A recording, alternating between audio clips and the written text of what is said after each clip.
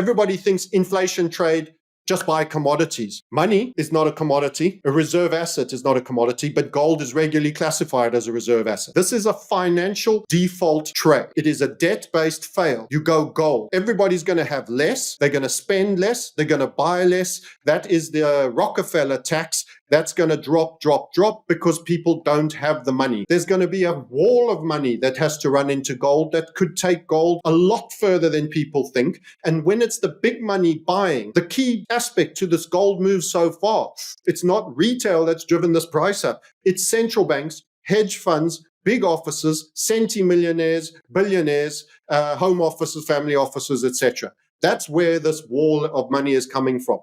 Government, big money. This market is making a new high. Happy new gold high. I don't know how many it is this year, by the way. With $28.9 trillion in publicly held debt and around $910 billion in Treasury securities traded daily, the U.S. bond market remains the backbone of domestic and global finance. However, rising public debt, repeated debt ceiling standoffs, and economic policy uncertainty erode the system's confidence.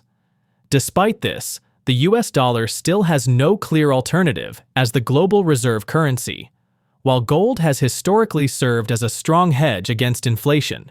Practical limitations, such as transport, storage, liquidity, and supply, make it unlikely to replace the dollar fully. Still, central banks, especially in emerging markets, have ramped up gold reserves to guard against economic volatility and reduce reliance on the dollar.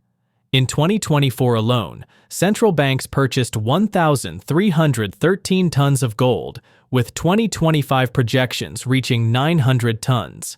The market sniper, Francis Hunt, warns that the debt market collapse is just beginning. Gold becomes the go-to asset when debt fails, not just as an inflation hedge, but as a financial default trade. Unlike oil or copper, which rely on economic activity, gold is a reserve asset and a financial default trade. Hunt believes gold remains significantly undervalued given what's ahead. From a technical standpoint, he sees a major squeeze forming with potential price targets between $8,500 and $9,700. Join us as we dive into the video for a deeper look. Don't forget to subscribe and click the bell icon to stay informed about our latest updates. There is so much of the big money and the created liquidity that needs to get out of a huge bond market, not just in American debt, European debt, everybody's debt. Everybody's debt. Debt as an asset class globally is going to be affected by debt being affected in America. This is the chief leper that we all had to kiss to join and be synchronized in the single largest worldwide coordinated and synchronized event. We all kiss that leper. So there's debt write-offs to happen everywhere that are going to fall right the way down. They may not all have consumer loans, like I was describing on vehicles that America has, on the volume that America has it, but the governments, the municipalities have all overspent what they got in income. There's going to be a wall of money that has to run into gold that could take gold a lot further than people think. And when it's the big money buying, the key aspect to this gold move so far, it's not retail that's driven this price up. It's central banks, hedge funds, big offices, centimillionaires, billionaires, home offices, family offices, etc. That's where this wall of money is coming from. Government, big money. And we haven't started in the re-rating of the debt system. So we have a technical setup that could happen. It's not a promise. We're talking about the future, but we've had a squeeze here. And this is my one controversial thing. Silver will have its moment, and I think it will, because of the scale of everything, chronically outperform gold, potentially getting into a single digit to gold-silver ratio. But it first might get worse on the gold-silver ratio, because we haven't even started with the proper debt unwind. And this is, the gold-silver ratio is the big indicator of fear. That was your COVID event right there. Every time else, when we had 90, we've sold off. So this is a huge event that has just started. It hasn't ended. It's just starting. The big collapse of the debt market is just starting. And this technical pattern gave us a 171 to 175 range target. which could mean you could have silver at, say, $50, which is where it runs into a bit of resistance. And you could then, on the $170, be already looking at gold at 8.5, 9,700. Look how quickly we took out. I was saying 2.9, you might have a breath. We had a small breath at gold. We didn't have a long pullback for an extended period. It shrugged it off. It had a small technical pullback. Let's just revisit that. We said, remember, you're going to make the big target of 2,900. There you go. That was your pullback. But the only solution is gold and back in. We literally just traded in our community the pennant. There. This market is making a new high. Happy new gold high. I don't know how many it is this year, by the way. It's a consumer wrecked environment, and actually there's a contraction, and we believe we're already in a recession and have been since we met the criteria of that. You might recall me saying that, and that they just changed the rules because Biden was hiring a lot of DEI consultants, and it masked the fact that there was actually growing unemployment because they were doing a lot of statist recruitment of people directly into government jobs or into consultancies that earned 100% of their revenue working with government.